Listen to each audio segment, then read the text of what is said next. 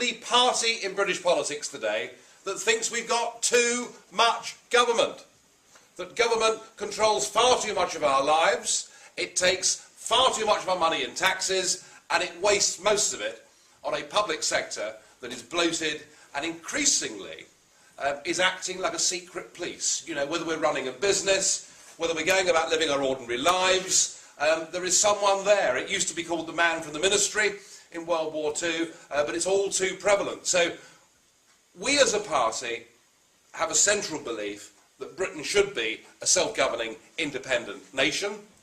But way beyond that, we want to live in a country that is a freer country. We want to live in a country where we, the people, can determine our own futures. And we see the great battle that is going on in politics today as really being the battle between bureaucracy versus democracy.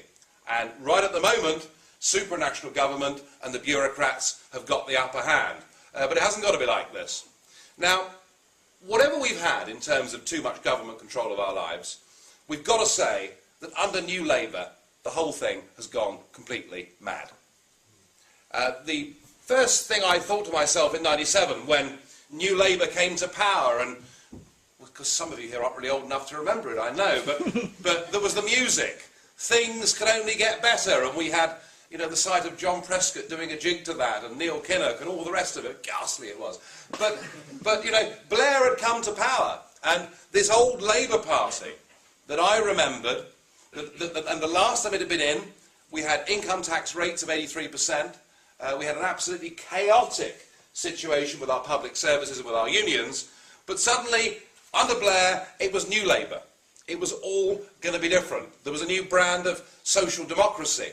And one of the big problems that Blair had in the early days was how to hold old Labour together with New Labour. Well, part of the answer, of course, was the great man Prescott himself, who was made Deputy Prime Minister, which was a great sop to the left and to the unions. But it was very clear to me in '97 that there were only really two key policy areas on which old Labour and New Labour really agreed. One was the reform of the House of Lords.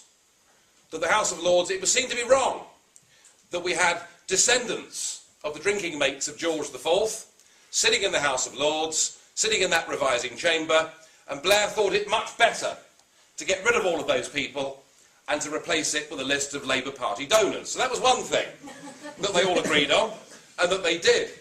But the other issue that perhaps is more pertinent and more relevant to your society is that fox hunting was an issue that brought together old Labour and New Labour. And the British Parliament spent, and remember, when I talk about hours and time in the British Parliament, we're not talking about a real Parliament anymore. This is not a Parliament where they sit and debate things all night. I mean, now it's a 9 to 5 Parliament. That's Monday to Thursday. It briefly sits on Friday mornings, and of course it's just finished an 82-day summer recess. So Parliament doesn't sit for that much time anymore compared with the old days. But even within those constraints, we spent over 640 hours of Commons parliamentary time discussing the fox hunting ban.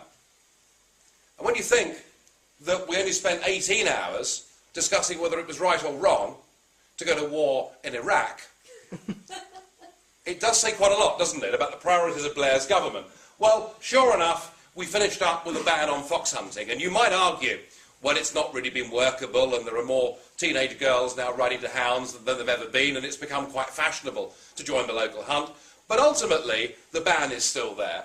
And I would put forward the idea that it is not for government to decide whether you take pleasure in dressing up in red frocks and coats, drinking huge stirrup cups. I mean, I'm all for that bit personally, but you know, whether you want to go and hunt foxes or not should be a moral decision that you make yourself and not a decision of government. But sure enough, it was one of the first things that this Labour government did. The other great libertarian issue, I think, happened in the last couple of years.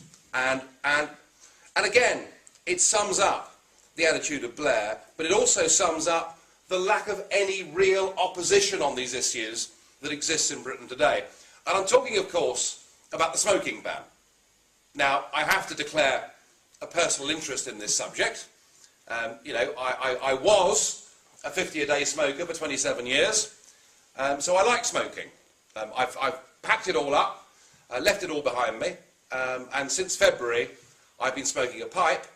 I now classify myself as a non-smoker, which is a lovely self-delusion, but that's my problem and I'll deal with that.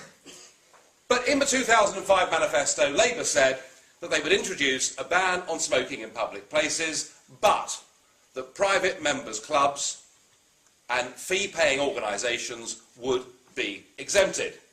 Well, when it came to pass, they've actually banned smoking in totality. So if you pay your membership fee to the local British Legion club, let's say in Oxford, you now can't smoke there.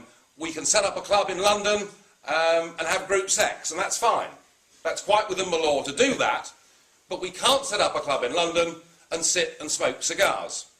And I would have thought just the same as with fox hunting, you know, whether you want to smoke a cigarette or not, or as an ex-smoker like me, a pipe, it is not for government to decide how you should or should not live your life, and to have extended the smoking ban to even cover private members' clubs strikes right at the very heart of a fundamental principle of freedom of association. Now, you know, all of you here, intelligent, bright, libertarian-minded students will know that John Stuart Mill is the man who is often credited with perhaps defining liberty, you know, clearly. And of course, Mill's idea was that liberty is the freedom of you to exercise your own rights and privileges, to do what you want to do, provided that does not impinge upon anybody else. So as far as the smoking ban's concerned, it's perfectly obvious that we should go back to the way pubs used to be organised, where we have a saloon bar that is non-smoking and a public bar for yobbos like me round the back, where we can go and smoke, and then surely both sides of the argument would be happy and one would not impinge upon the other. But they're just two examples of what's happened in our life. But you know, I think where people have really felt the impact of big government is for those people out there who are working as part of the private sector that we joked about earlier. You know, we've still got something like 3.5 million self-employed businessmen and women in this country. They are the people that have really felt the weight of big government. There is this belief, there is this desire that if it moves, you must legislate against it. And now, this is not new. It's been there for some time. And there's that wonderful story, apocryphal probably, but never mind, it bears telling. Wonderful story of Winston Churchill, just after the war, standing at the urinals in the House of Commons and turning around and seeing Clement Attlee next to him and saying, "Oh my God, Clem, every time you see something big, you want to nationalise it." Well, you know, Labour were quite good at that with big businesses, but it's not the big businesses I'm talking, it's the small businesses that have really suffered. And they have had to put up with something like 3.5 to 4,000 new pieces of law that are made in this country every single year. Some are statutory instruments, some are acts of parliament, most come from what I regard as a foreign dominion, and perhaps we'll return to that a little bit later on in my talk. But it's they that have had to pick up the burden for this. But in a sense, we're all picking up the burden for it, because what is freedom? I mean, the greatest freedom, surely, the greatest freedom that we have living in a free market is the ability to make money and for the government not to take too much of it from us.